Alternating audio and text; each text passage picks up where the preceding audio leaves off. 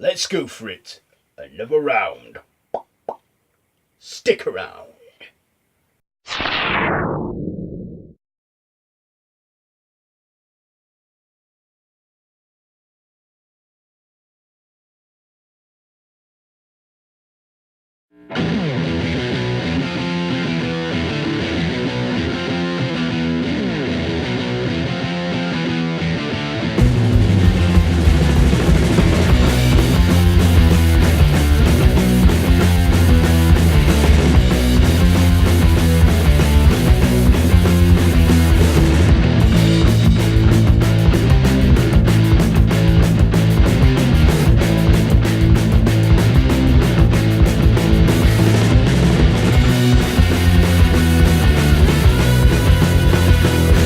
Why, hello there YouTube and welcome to a brand new Mixed Doubles. I'm Random Ross and today, this month on my channel is Freaky Future Month. So the theme for this month's Mixed Doubles is, Freaky Future, where I will be reviewing two horror films, two different subgenres in horror, but all taking place in the future. And also, the challenge is for me to review the two films within 3 minutes or less. Because if I review them properly, it could go out into like 10 minutes, 7 minutes or whatever. I don't want this video to be long for you lot. So, yes, here we go with our Mixed Doubles review, along with our shout outs after. So, let's get into it. So our first stop is, of course, the fourth installment of the Hellraiser franchise, Hellraiser IV: Bloodlines.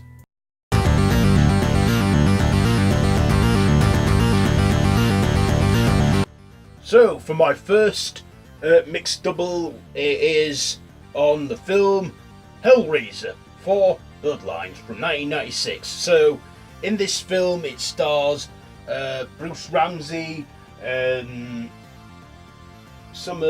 I can't remember the name, and Doug Bradley. So this is the fourth installment of the Hellraiser franchise, where we see some people in space, and this person who has this box, the Lament configuration, gives us a briefing on how the box came about and shows us the whole past in his bloodline, that his family's cursed with this bloodline with the box.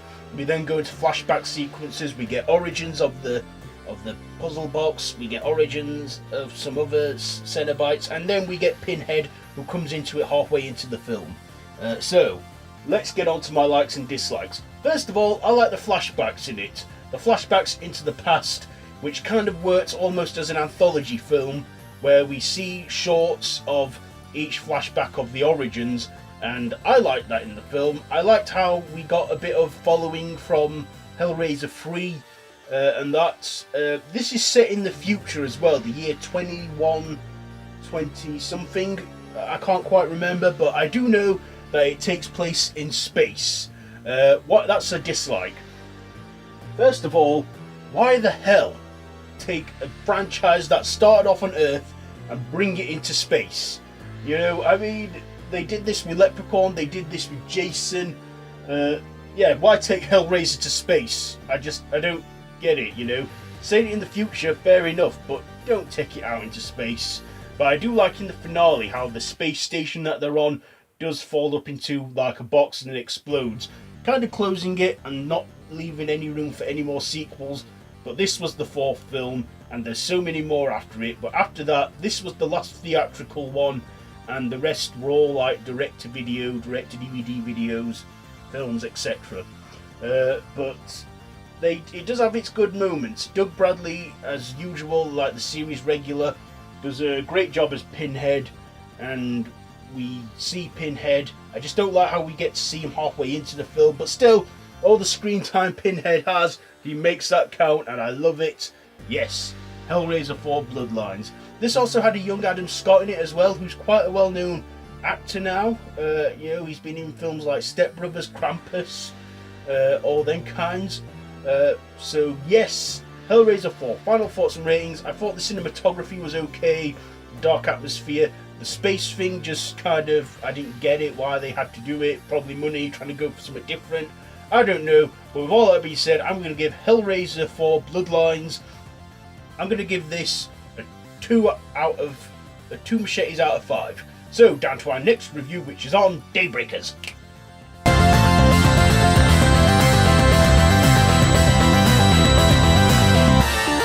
So, Daybreakers. So this is a film set in a dystopian future where vampires rule the earth. Humans are none other than just cattle for their blood. And this also stars Ethan Hawke as the main vampire. It also has Willem Dafoe in it, as well as a guy called Elvis, I know. And it also has Sam Neill in it too. So it's in a future where vampires rule the earth, but then they discover that they're having a blood shortage and humans are getting very endangered because of how greedy the vampires have been with blood. And then Ethan Hawke's character meets some humans that are like outlawed and that's what humans are like, outlawed and stuff, and their only advantage is the daylight. But Ethan Hawke's character, he then knows that vampires can't rule the earth, they can't constantly keep wiping out humans. So then he actually finds a cure and develops it, and he becomes human again. And then there's a cure for vampirism. We then later see in the film that when they bite the humans that were vampires, they're cured. They become the cure. And we get some action in there, we get some blood in there, we get some violence, we get some vampires. And this is set in the far future. Well, not too far in the future. I would say, can't remember where it's set in the future, but it's definitely somewhere in this century later on, and it's in the future. I like this film. It was a great one. Quite dark in some scenes, but not too dark. I could still see everything. There was good the CGI was okay in this. Main actors in this did a great job, and I enjoyed the film. I've watched it many times. I think it's still on Netflix, and yeah, Daybreakers is good. My dislikes, let's see, dislikes. There are a few flaws with it, like, you know, like the slow burns, and then there's like the dialogue, some of that stuff and all that, etc. But all in all, it is a great action vampire film, and I love it. I recommend it to you lot in there. And why I haven't done it for a Vampire Weekend review, I may do so when by reviewing it properly. But, you know, I'm like pushed for time on these reviews for this show. So, yes, because the challenge is to try and get it done in 3 minutes or less. So, yeah, Daybreakers. Final thoughts and ratings. Good film. Great atmosphere with vampires and stuff. Yeah, it's a good film. So, yes, with all that being said, I think I will give Daybreakers, I'm going to give this 3.5 machetes out of 5. 3.5 machetes out of 5 for Daybreakers. So now we go to our the first of our finishing touches of this show, our shout-outs. So, let's go to that one.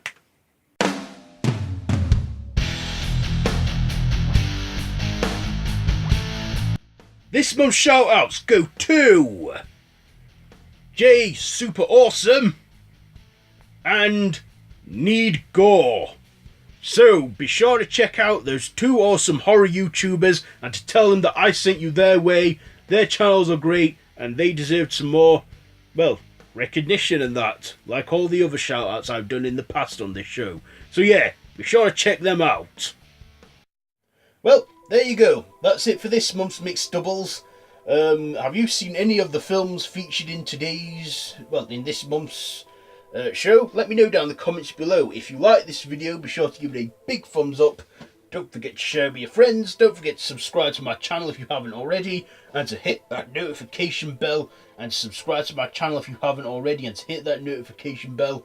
All of my social media links are linked down below in the description, so you can check all that out. And be sure to check out our shout outs too this month. And yeah, that's pretty much it for this one. So, until next time, don't have nightmares.